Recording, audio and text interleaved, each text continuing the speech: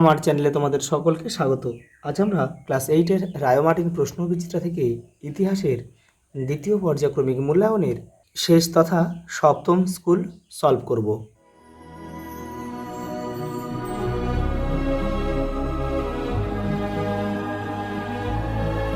প্রথম প্রশ্ন দেখো, মহল কথাটির অর্থ হচ্ছে গ্রামের সমষ্টি। ব্রিটিশ সাম্রাজ্যের রত্ন আখ্যা দেওয়া হতো কাকে? ভারতকে। সতীদাহ প্রথা নিষিদ্ধ হয় 1829 খ্রিস্টাব্দে। লর্ড উইলিয়াম বেন্টিং কিন্তু এটা করেছিল। আত্মীয় সভা প্রতিষ্ঠিত হয় কোথায়? কলকাতায়। ওটা দেখো, মুন্ডা বিদ্রোহের নেতা ছিল বিরসা মুন্ডা।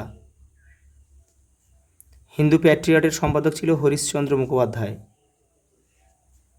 অ্যালান অ্যাক্টোভিয়ান হিউম ছিলেন অবসরপ্রাপ্ত ইংরেজ কর্মচারী। জাতীয় মেলা প্রতিষ্ঠা করেছিল নবগোপাল মিত্র। মহারাষ্ট্রের শিবাজী উৎসব চালু করেছিলেন বালগঙ্গাধর তিলক। সুরাট অধিবেশন অনুষ্ঠিত হয়েছিল 1907 খ্রিস্টাব্দে। দেখো, একটি বাক্যে উত্তর দাও, কুলি কাহিনী নিবন্ধটির রচয়িতাকে? রামকুমার বিদ্যারত্ন। ডিরেজিওর ছাত্রদের কি বলা হতো? ইয়াং বেঙ্গল বা নববঙ্গ।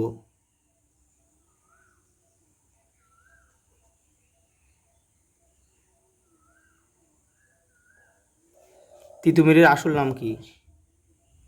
মীর নিসার আলী।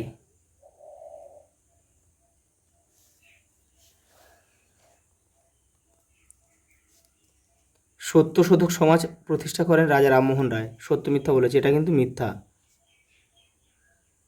এটা জ্যোতিরাও ফুলে হবে।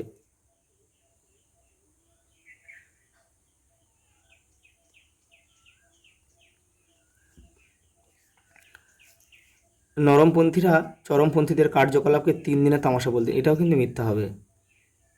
এটা কিন্তু চরমপন্থীদের কার্যকলাপ হবে না, এটা হবে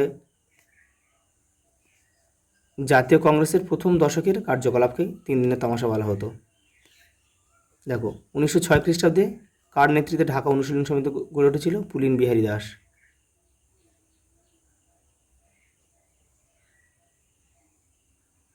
পুলিন বিহারী দাস। পরটা দেখো, রায়ত শব্দের অর্থ কি? রায়ত শব্দের অর্থ হচ্ছে কৃষক।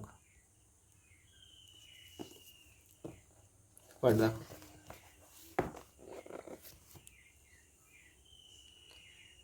দেখো ইন্ডিয়ান লীগ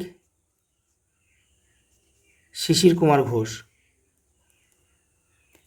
ভারতীয় জাতীয় কংগ্রেস উমেশ চন্দ্র বন্দ্যোপাধ্যায়। আর আর্য সমাজ স্বামী দয়ানন্দ সরস্বতী। ওটা দেখো, সূর্যাস্ত আইন বলতে কী বোঝো? এই দেখো, সূর্যাস্ত আইন এখান থেকে তোমরা করবে।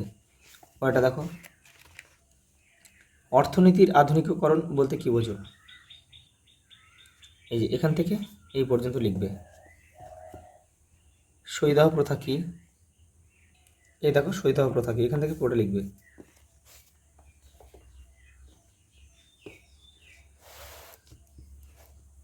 দেখো, মোপলা বিদ্রোহ বলতে কি বোঝো? দেখে নাও।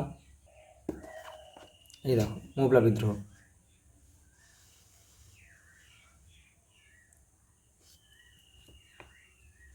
লাল বাল পাল কাদের বলা হতো?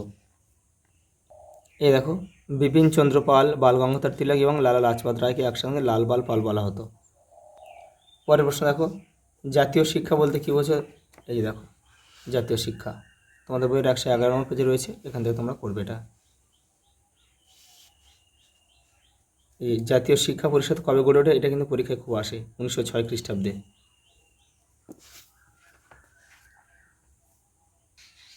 পরের প্রশ্ন দেখো, মহাজনী ব্যবস্থা বলতে কী বোঝো? এই যে দেখো, মহাজনী ব্যবস্থা 58 নম্বর পেজে রয়েছে তোমাদের, এখান থেকে তোমরা করে নেবে। দেখো পরের প্রশ্ন, দেখো বাংলায় নীল বিদ্রোহ কেন হয়েছিল? তোমাদের বইয়ের 86 নম্বর পেজে উত্তরটা রয়েছে। এই যে দেখো, বাংলায় নীল বিদ্রোহ কেন হয়েছিল, এখান থেকে তোমরা করবে। পরের প্রশ্ন দেখো, পণ্ডিতা রামাবাঈর নারী শিক্ষায় কী অবদান ছিল? দেখো 81 নম্বর পেজে তোমাদের রয়েছে। এই যে এখান থেকে পুরোটা করতে হবে।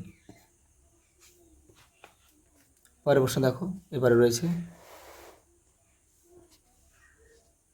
শ্রী শ্রী শ্রী শ্রী রামকৃষ্ণের সর্বধর্ম সমন্বয়ের আদর্শ কী ছিল? দেখে নাও। এই দেখো রায়ন মার্টিন 165 নম্বর পেজে রয়েছে, এখান থেকে তোমরা এটা করে নেবে। সভা সমিতির যুগ বলতে কী বলছে? 97 নম্বর পেজ দেখো। এই দেখো এখান থেকে এই পর্যন্ত।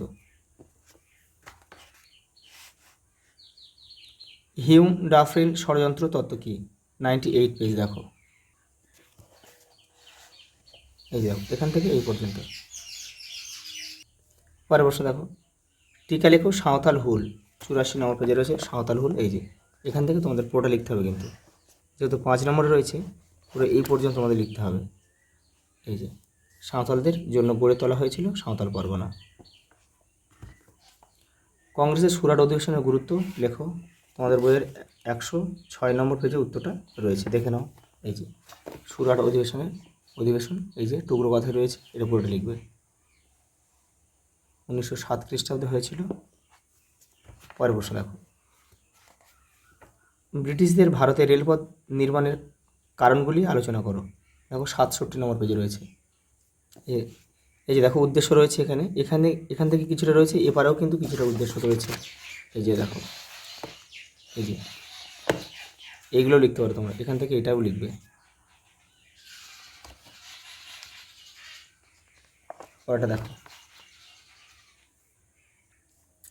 দেখো অবশিল্পায়ন কি? দেখো 63 নম্বর পেজে রয়েছে তোমাদের।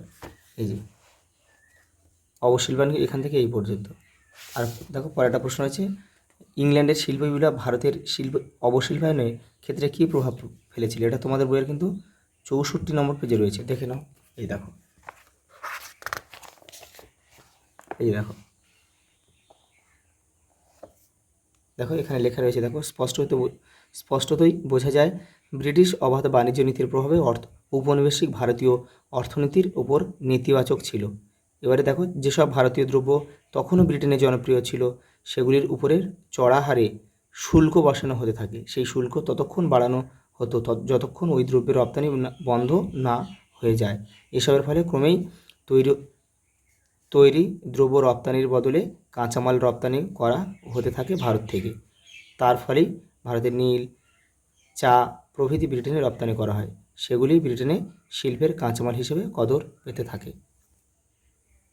এখান থেকে এটাও লিখে দেবে। আজ এই পর্যন্ত, দেখা হবে পরের ভিডিওতে।